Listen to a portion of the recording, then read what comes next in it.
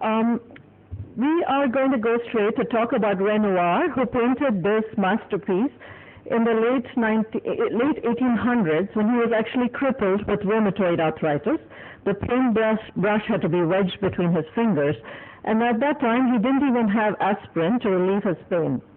Aspirin was synthesized and classified in 1897.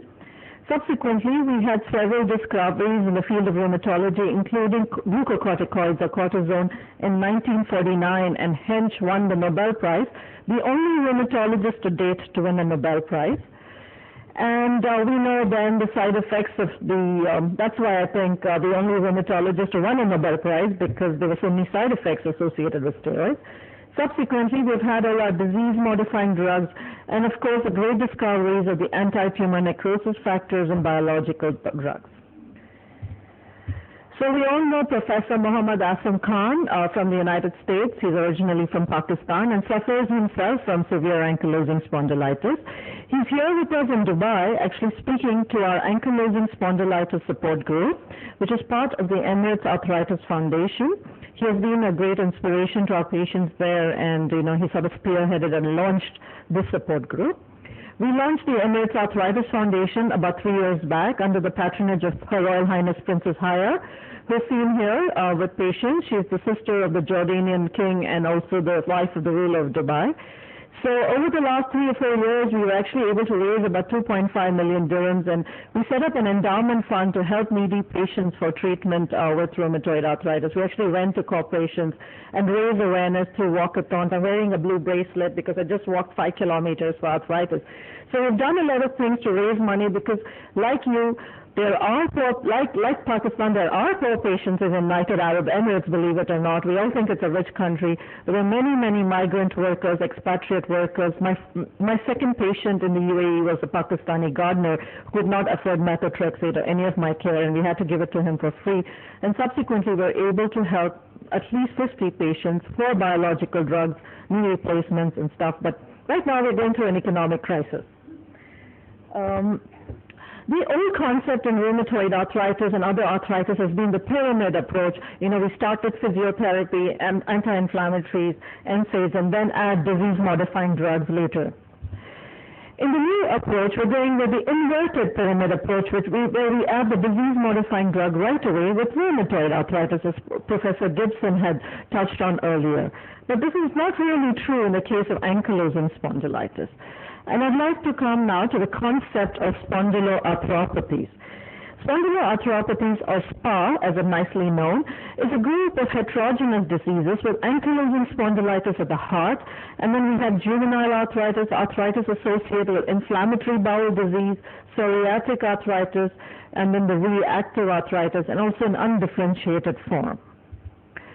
So we have one group here which has just mostly the spinal spondyloarthropathy, or the axial form, and then the peripheral arthritis, which could include things like reactive arthritis, psoriatic arthritis, or the undifferentiated group.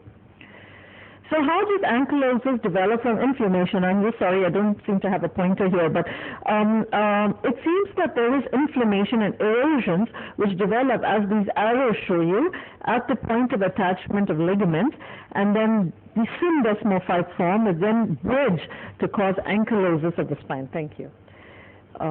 Ankylosis here of the spine.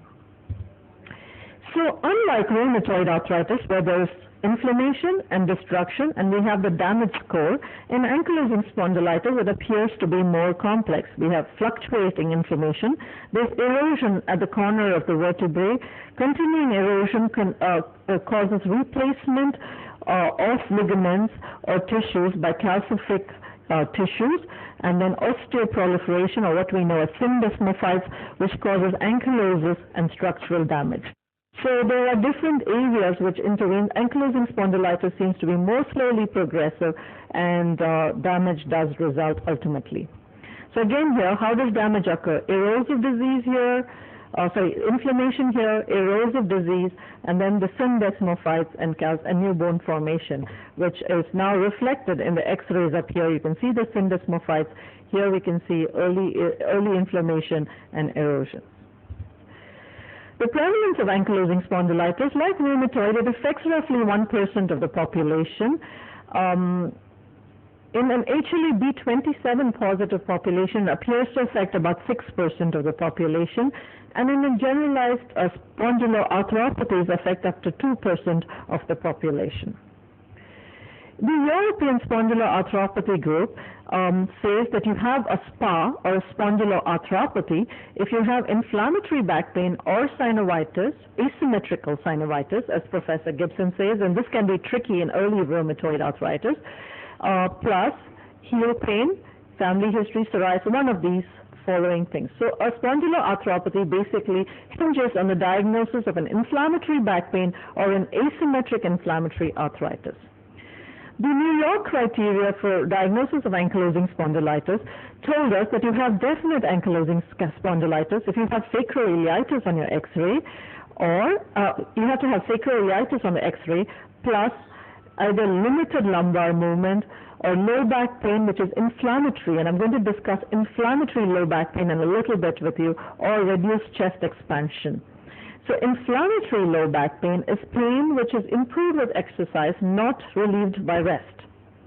And again here, the characteristics of back pain for ankylosing spondylitis patients, and we all know this, if you're a rheumatologist and if you're a trainee, then this is something we recognize quite early on in our training, is onset of back discomfort in younger patients, a slow onset, duration longer than 3 months, morning stiffness, and improvement with exercise.